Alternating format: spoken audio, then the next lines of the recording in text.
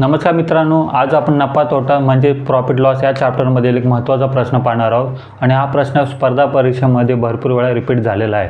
तर प्रश्न असा आहे, एक दुकानदार 10ला 15 आंबे खरेदी करतो व 15ला 10 आंबे याप्रमाणे विकतो, तर त्याला शेकडा नफा किती होईल हे आपल्याला प्रश्नामध्ये विचारलेलं आहे. मित्रांनो, या प्रश्नाचा मी एक सिंगल धागा ओपन करणार आहे, त्यामुळे हा प्रश्न तुम्हाला व्यवस्थित समजेल आणि अशा प्रश्नामध्ये तुम्ही कधीही चुका करणार नाही. तर हा प्रश्न तुम्ही शेवटपर्यंत नीट समजून घ्या. ठीक आहे. आता आपल्या प्रश्नामध्ये काय विचारले, शेकडा नफा विचारले. मित्रांनो, एक गोष्ट लक्षात ठेवा, शेकडा नफा काढण्यासाठी खरेदी केलेल्या आंब्यांची संख्या आणि विक्री केलेल्या आंब्यांची संख्या कशी पाहिजे, समान पाहिजे. तर आपण जरा प्रश्नाकडे जाऊया. आता बघा, दुकानदार किती आंबे खरेदी करतोय, 15, आणि विकताना किती विकतोय, 10 आंबे विकतोय. म्हणजे आंब्यांची संख्या म्हणजे क्वांटिटी वेगवेगळी आहे. तर आंब्यांची संख्या आपल्याला सर्वप्रथम काय करावं लागेल, समान करावं लागेल. तर आता स्टेप बाय स्टेप हा प्रश्न आपण सोडूया. बघा, आता पहिली स्टेप काय, आंब्यांची संख्या 10 पहिले 15 होती आणि नंतर 10 होती. ती सारखी करण्यासाठी त्यांचा काय केलं, आपण लसावी काढलं. लसावी किती आलं, 30 आला.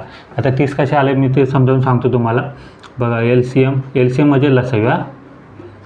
बघा, 15 आणि 10. 15चे लसावी काय, 15 आणि 10चा आपल्याला काय करायचं, लसावी काढायला. लसावी काढण्याची एक ट्रिक सांगतो. दोघांमधली मोठी संख्या शोधायची. कोणची, 15 आहे. 15चे काय करायचे, दुप्पट करायचे. 15ची दुप्पट किती झाली, 30 झाली. तर 30ला बघा दोन्ही संख्येने भाग जातो का, 15 दुणे 30 आणि 10 त्रिक 30, म्हणजे 30 ही संख्या बरोबर आहे. दोन्ही संख्येने भाग जात आलं ती संख्या मग आपली लसावी बरोबर आहे. तर 30 हे का आपलं आलं, लसावी आलं. आता दुसऱ्या स्टेपमध्ये आपल्याला काय करायचं आहे, आंब्यांची संख्या समान करायची. बघा, 30 आंबे खरेदी करण्यासाठी 2ने गुणाकार. पहिल्या वाक्यामध्ये बघा, दुकानदार किती आंबे घेतोय, 15 आंबे घेतोय.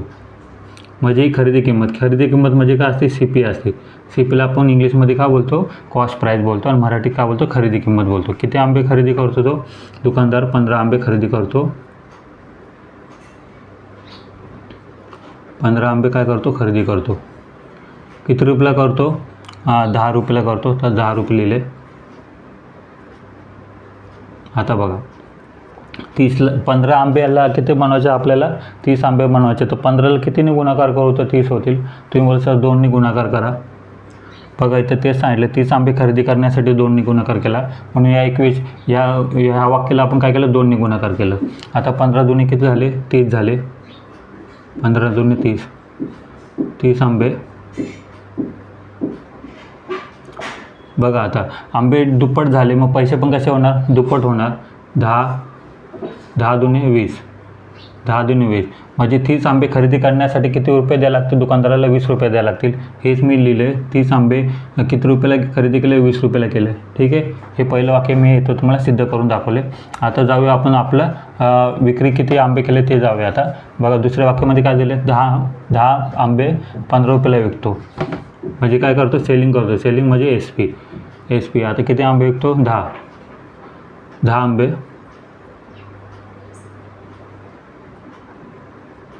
10 आंबे विकतो. किती रुपयाला विकतो, तुम्ही सर 15 रुपयाला विकतो.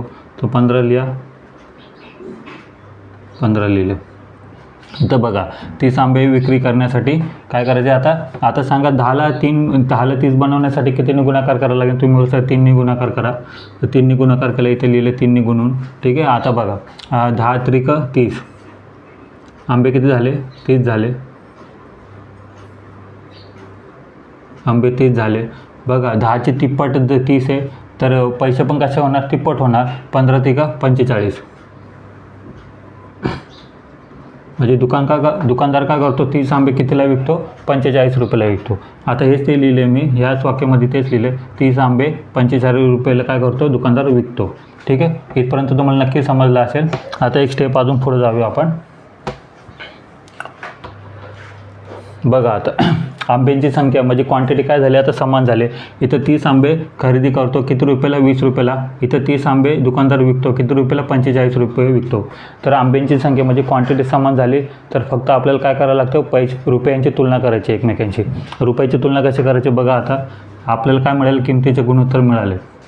आता तुलना करतो. बघा, आंबे कितीला खरेदी केले, 30, 20 रुपयाला. तर खरेदी किंमत किती आली, 20 आली. 20 लिहिले. 20 लिहिले. 30 आंबे कितीला विक्री करतो दुकानदार, 45 रुपयाला. तर 45 लिहिले विक्री किंमतीच्या खाली. ह्या दोन्ही संख्या सिम्प्लिफाय होतं त्याला सिम्प्लिफाय करा. म्हणजे 20ला आणि 45 कुणाच्या पाड्याचे 5च्या पाड्याचे. तर मी काय करतो 20ला आणि 45ला 5ने भाग देतो.